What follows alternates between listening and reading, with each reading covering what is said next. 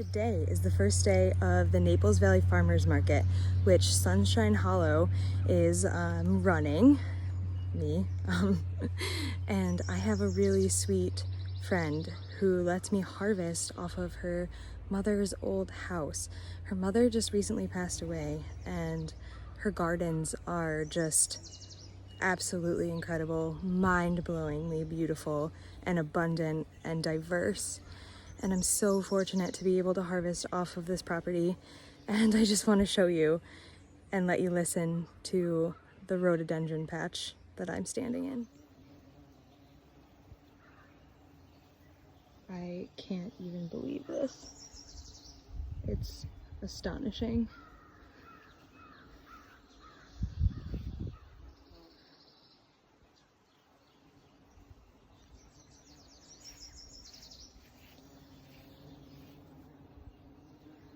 The bees are just so happy.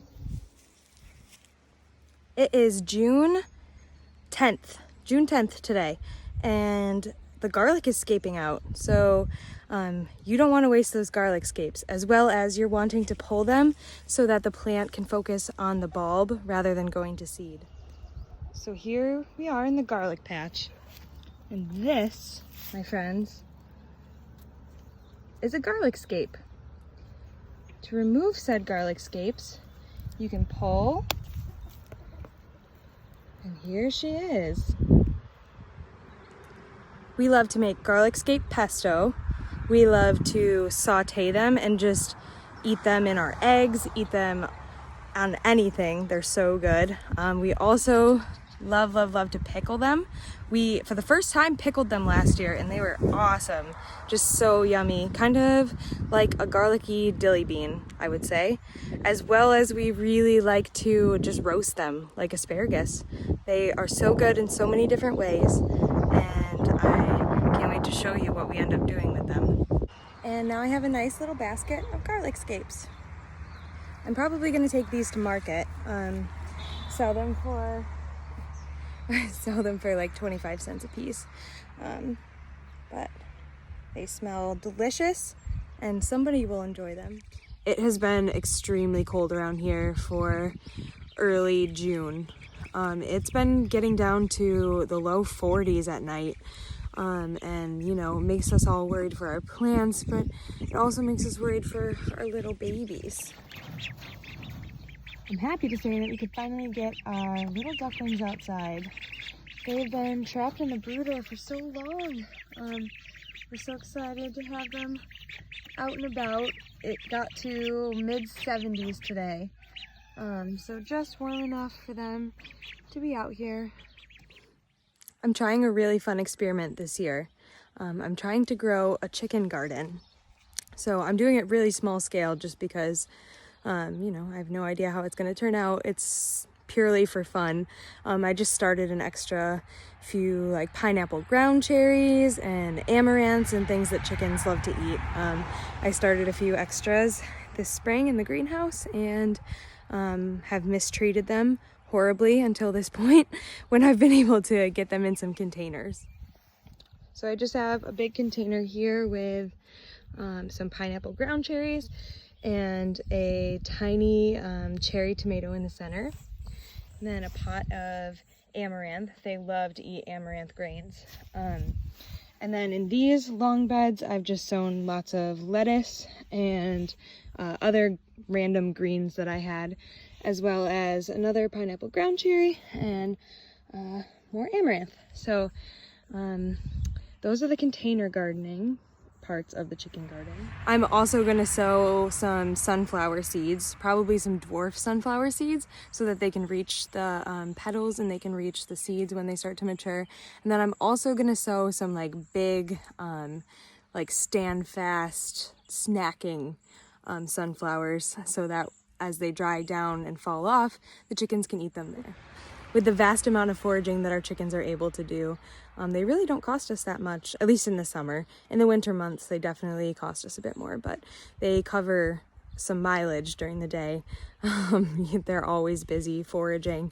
So honestly, we probably buy a bag of feed every month, maybe for 40 chickens, a 50-pound bag of organic feed. And we're starting to switch over to systems that are more cohesive with our organic lifestyle. Oh, a bluebird is in our bluebird box. My goodness, there's a eastern bluebird in our box. There he or she is. Oh, that is so exciting. See how close we can get. Hi, honey. Oh, dang. So cool. Growing up, my mom's favorite bird has always been the eastern bluebird, so I kind of have a soft spot for her as well. And when I was younger, we actually made a whole bunch of bird boxes to put down at our community park with my Girl Scout chapter when I was younger. And we have a bunch of them left over just in the barn. So Mitch surprised me one day and put a couple up in the garden. Anyways, back to chickens. The chickens cost us very little in summary, and this is just a way to cut those costs just that much more. So, this middle wood-chipped part of the garden, here we are in the middle. Everything's a mess, but this is particularly a mess, and I've been at Mitchell to rototill it, but it just hasn't happened. So I'm going to build a couple beds and surprise Mitch with some Swiss chard planting. And he loves Swiss chard. I personally think that it is a waste of space in the garden. May I be so bold to say that. But I definitely don't love it. And sometimes push it out of the crop plan. So I'm going to surprise him with a planting of Swiss chard as well as some bush beans because Mitch also loves dilly beans. So I'm really excited to get this section of the garden under control. Also, look at this beautiful curly dock that's starting to go to seed. It's so beautiful. All right, so one sweaty, tired hour later, we have 2 new beds in the garden. Ta-da! I always way overestimate my strength. I think I'm this like badass farming woman who can do anything, and then I get halfway through hand digging beds, and I'm like, well, am I really? Where's the water? But I did it nonetheless. My digging and shoveling muscles have been worked this summer, that's for sure. I'd love to say those are the last 2 hand dug beds that we are gonna have to do this year, but I hesitate to say that, as I've said that a couple times already this season. But those may just be the very last hand dug beds. The chickens play a really important role in our composting system. So in the back there, though, that is our like most finished, on its way to being done compost. I've even been taking from it early. And this is where we're putting all fresh bedding. That's the duck brooder that we've been using, and those were dahlia bins. But the chickens love to scratch in the compost and get out all the bugs that are hiding underneath. And in turn, they're flipping it for us. They're turning it around, aerating it. We water it probably once a week, or we try to once a week. But we are obsessed with our compost piles. They're so important to us. Those plants that you see growing out of the compost. Oh, hi girls. These plants are thriving. They're gourds. We always let our gourds just like hang out in the compost all winter, and they come up, and we usually actually get a pretty nice harvest off of them because they just thrive in the soil. You can also see tomato. Tomatoes were some of our biggest weeds this summer, or this spring, in the garden, in our seed starting soil. But yeah, these are our compost piles. Thanks, chickens. Mitchell just pulled up. I'm gonna show him the surprise. Surprise for you.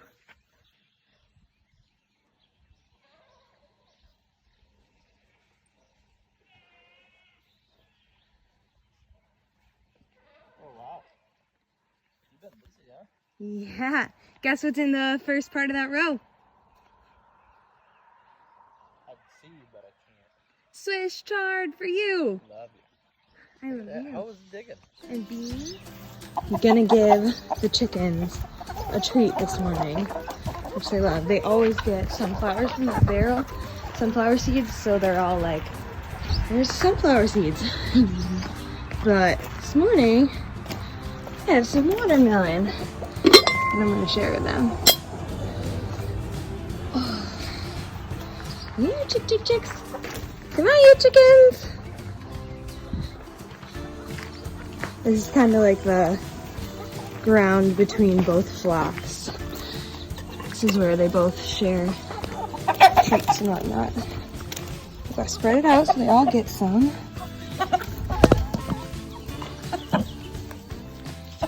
Oh yeah, watermelon party. Come on, baby chickens. The rooster's so funny. He's the one making all those little clucks when he's happy. Oh, the fish in this pond are just going crazy. Someone just string trimmed around the side of the pond. And they're just flopping all over the place along the edges.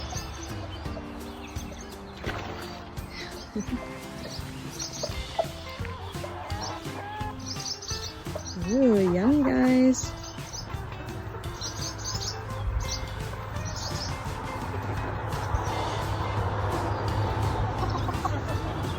It's straight from the fridge too, so I'm sure it's really refreshing.